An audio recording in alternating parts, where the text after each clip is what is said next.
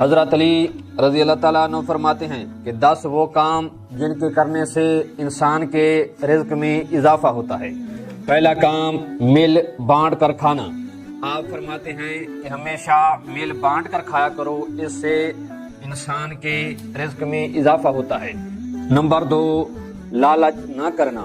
Number 3 آپ فرماتے ہیں کہ دن کے وقت گھر میں جھاڑو دو، اپنے گھر کو صاف رکھو، اس سے اللہ تعالیٰ رزق میں اضافہ کرتا ہے۔ نمبر 4 اور فرماتے ہیں کہ کبھی بھی بیت الخلاء میں مت بولو، جو بھی بیت الخلاء میں بولتا ہے اللہ تعالیٰ اس کا رزق کم کر دیتا ہے، اور جو چپ رہتا ہے اللہ تعالیٰ اس کے رزق میں اضافہ کرتا ہے۔ نمبر 5 اور فرماتے ہیں اللہ کا شکر ادا کرو، جو بھی اللہ تعالیٰ کا شکر ادا کرتا ہے اللہ تعالیٰ اس کے رزق میں اضافہ کرتا ہے اور اس کی نعمتوں میں اضافہ کرتا ہے۔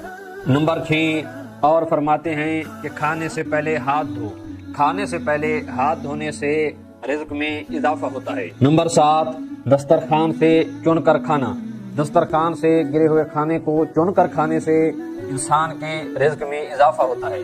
نمبر 8 اذان کو دہرانا۔